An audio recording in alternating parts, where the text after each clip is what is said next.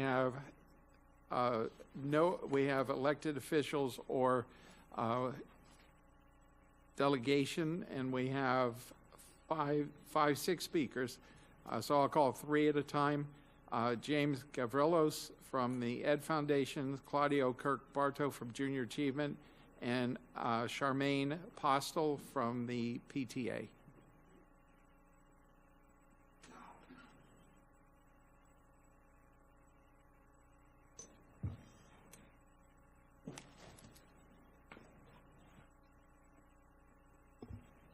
Should I defer to the ladies or should I plunge ahead? All right. Good evening, school board members and Dr. Fenoy, and again, congratulations are added from the Ed Foundation on an incredible week. Doctor, we were out with you yesterday at Glades Elementary, as we will be with you tomorrow at Washington for the Start Proud, and to see the excitement of the kids is infectious. A couple of quick updates on Your Education Foundation.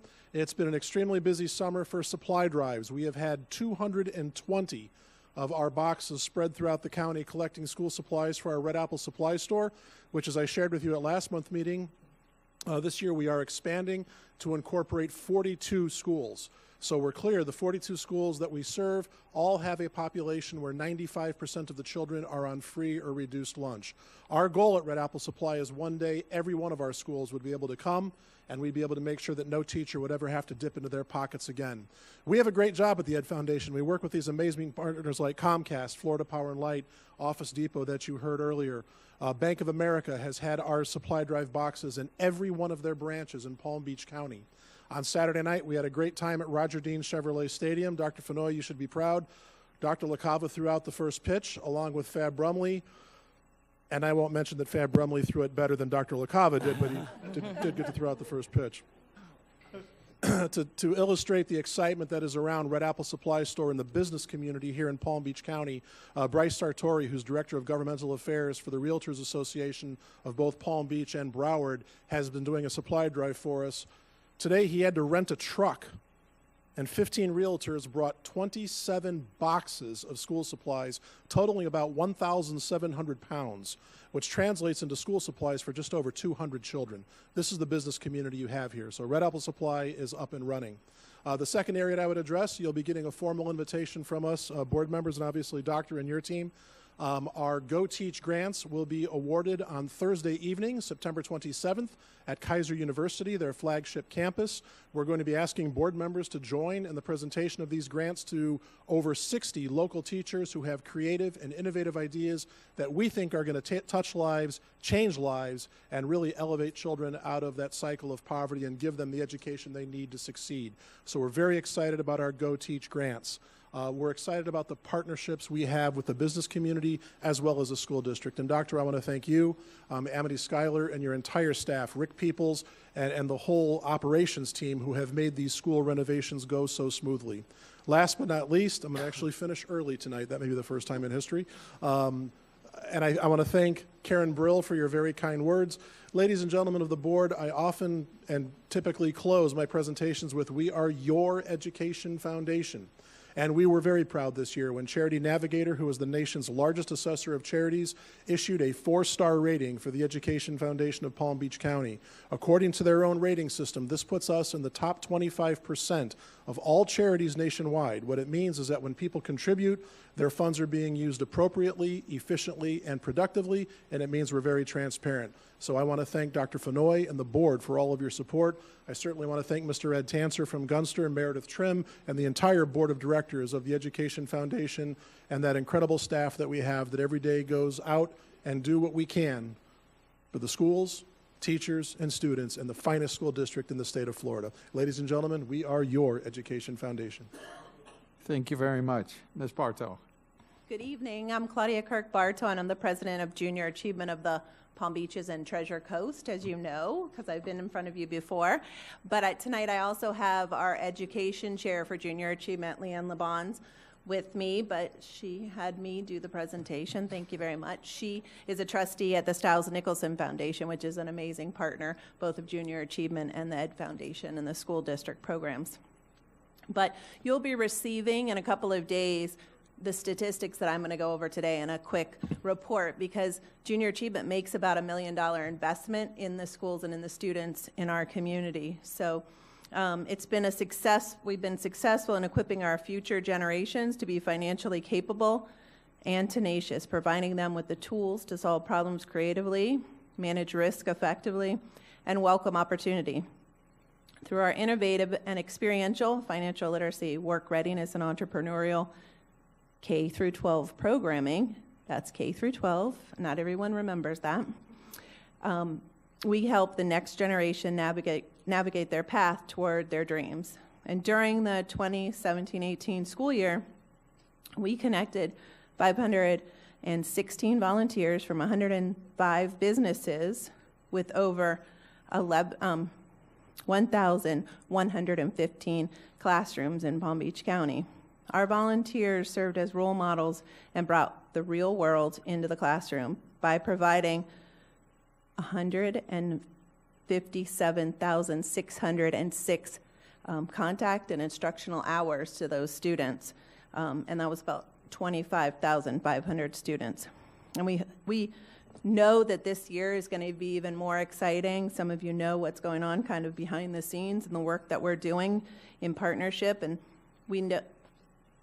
we are an organization that teaches the difference between wants and needs. Those that are not familiar with us, it may seem like we're a want in the world of need, but the truth is that we're filling a critical need of building our future. Well, there are many important and worthwhile organizations responding to the challenges of today. JA is focused on trying to solve the problems of tomorrow. We've all heard the saying, give a man a fish and he eats for the day. Teach a man a fish and he eats for a lifetime. Well, similar to that, teaching a man to fish, JA programs teach the skills that will benefit students throughout their lives. And I want to continue to thank you, and thank you because through the School District of Palm Beach County support, we've been able to continue our mission to inspire the next generation to navigate their path towards their goals. And our goal is to create long-term partnerships with all those businesses that we've talked about and those people that believe in financial literacy, career readiness, and entrepreneurship should be taught in the classroom. By supporting junior achievement, you become a partner in our work to impact more students, recruit and train more role model volunteers, and empower youth to transform I can't into I can. Thank you so much for the partnership, and I look forward to an exciting year. And I'll come more often, like James, because we partner a lot on a lot of things. So thank you so much. Thank you very much. Ms. Postal. Good evening, Dr. Fenoy, Chairman Saw, and school board members and staff.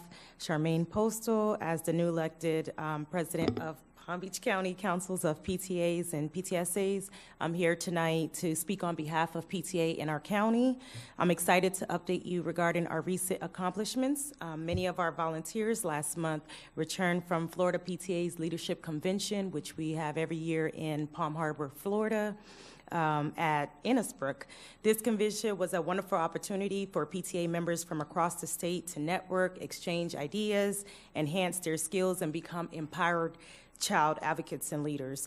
At our convention, we were proud to participate in the membership's unanimous vote to adopt 2 resolutions testing English language learners in their native language and the educational implications for dyslexia and other specific learning disabilities.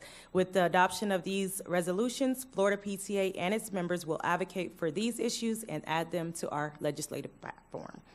During our convention, our county council was also proud to receive Florida PTA's Advocacy Award with the help, of course, of what you all do here at the school district and what our volunteers do. We also received the Program Award. I would like to take this opportunity to again express my thanks to all of our volunteers who made these awards possible. And last but not least, At the convention, I'm thrilled to tell you that Palm Beach County's very own, one of your staff here at the district, Jen Martinez, won her election to be Florida PTA's president-elect. That's a big win for us here at the district as well as PTA. It has been an honor to learn from and work with Jen for the last few years.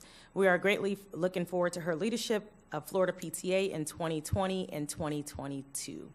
Palm Beach County Council of PTA has been working hard, meeting with many different organizations. I think I get a call, at least 5 calls a day, such as Achieve Palm Beach County Action Alliance for Mental Health, and many other organizations to ensure that we meet the needs of all children. The PTA is looking forward. Oh my goodness. The PTA is looking forward to looking forward to our first general meeting, which will be held August 20th. This is officers training as well as a meeting, as I stated. And we extend the invitation to our Invite, Involve, Invest training and seminar where we have key Florida PTA leaders from around the state. This seminar will focus on mental health, safety, and other key issues. And my last item on my agenda is we are 3 days into the school year. Overall, only 2 words, great job. Our parents really was impressed this school year, these 3 days at least. And as a parent of 4, I was very impressed. I've been at the school every day at 7:15 before they start, 45 minutes before the start time. Our volunteers are looking forward to working with you all to fulfill PTA's mission to make every child's potential a reality by engaging and empowering families and communities to advocate for all children. We are excited to make this a fantastic year, and thank you very much. Thank you very much, and welcome. Mr. Sherman, I have a point of personal privilege. I'd like to say to Ms. Claudia Kirk-Bartow and Junior Achievement, I'm just so proud of the work that your representatives are doing in the Glades region. I mean, they're on the ground in the schools, meeting with us monthly. So we hear you, and you're there. So thank you. Ronald Laporte and Justin Katz.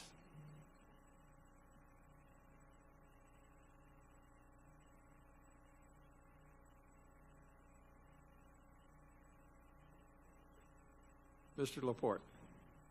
Good evening, board members and superintendent. My name is Ronald Laporte. I'm one of the representatives from Florida Public Services Union. I'm very pleased to be here tonight. And I will probably sound like a broken record because I come to say exactly the same thing that other people were saying before me, talking about how great it was at the beginning of the school year. The first 3 days is fantastic. But we do know that it's not just the first 3 days that need to be great. It's the first week, the first month, and every day thereafter. We want it to be a very smooth start and finish also. But I've come to understand what is going on with our workers. They are the perfect metaphor for what we call the engine for the district. We're starting with the bus drivers. From the bus drivers, we go to the paraprofessional. From paraprofessional, we go to the food service. Then they go to the teachers. Everybody got a role to play, just like we have a piece of music. Everybody are playing their part to make it work. And one thing that I would like you to know, our members require of us to seek for respect and dignity. And this is one of the things they ask in addition for them loving what they do for our kids. So today, I'm here to come to let you know that they asked me to ask you, if you have a chance, just one day, walk in their shoes so you can see exactly what they're going through every day to make it work. Because they are the unseen, most of our members, they are unseen people. People don't see them that well. They are working behind the scene. Just like me, I'm not the front person, really. I prefer to be behind the scene than me being sitting here. But I have to. And we have a lot of our members from the custodian. You make reference from the custodian working at Belglade Elementary. Maybe not too many people know how long he's been working, or not too many people know how hard this gentleman been working. Most of our members, for the most part, they feel like the manager or the person in charge of them don't really see them that way. and they count on the board members to see them certain ways so they can make it to 40 or 41 years, just like the gentleman in Belgrade. Thank you for your time. Thank you very much. Mr. Katz. Thank you, and good evening. I'll echo the sentiment of everyone about the start to the school year. I think that equally as satisfying as the silence of your phones were the silence of the phones at the Classroom Teachers Association, which is a clear indication that there weren't many issues. So that's, again, to be commendable for the entire district and staff. I wanted to state what I'd spoken to at the Teacher Fest a couple weeks ago, which some of you attended, but some of you were unable to, that I look at this year as a transformative year because of many of the things slated to occur. The level of collaboration I stated at Teacher Fest between the teachers, the school district, and the school board, I believe is at a level that has not been seen in a long time. There's a degree of trust and respect and mutual understanding of the needs of labor and management that I think is producing results or producing collaborative efforts that are going to benefit our students and our teachers. So I'm extremely excited. I characterized the beginning of last year, the first semester of last year, as turbulent. That would be the simplest way I guess I could describe my reflection on my first semester as CTA president, but now I'm extremely excited. The opportunity before us to resolve some of the greatest problems that our districts face cannot be understated. You know, in November, the voters are now going to be provided an opportunity by virtue of a vote yesterday at the county commission to allow the district to try to increase security, maintain positions for teachers in the district, to provide a diverse set of curriculum and courses for students, address mental health concerns, as well as try to address the need to keep high-quality educators in the classroom. So I think that it, again, is a testament to the cooperation of all the leadership throughout the district that we've identified serious problems and we've put together a plan that is within reach to address those problems. That's creating a level of optimism, like I said, that I think has not been seen in a long time. So again, I commend you for that. And with that being said, you know, I wish everyone a great year, and I look forward to working with you. I couldn't walk away from the mic today without congratulating a former student of mine, Nolan, for becoming the student government representative. I don't know if I'm more proud or jealous that even though he's 20 years younger than me, he's managed to secure a seat on that dais before I have.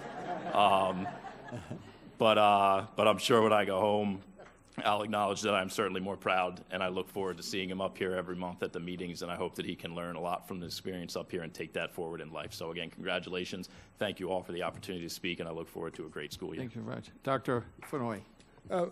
Justin, I really believe it's because he has a beard and you don't. I think that's why he got that seat there. It's another point of jealousy that I left off the table. Thank you. Thank you very much. That concludes our speakers. At this point, we'll move to the consent agenda. Are there any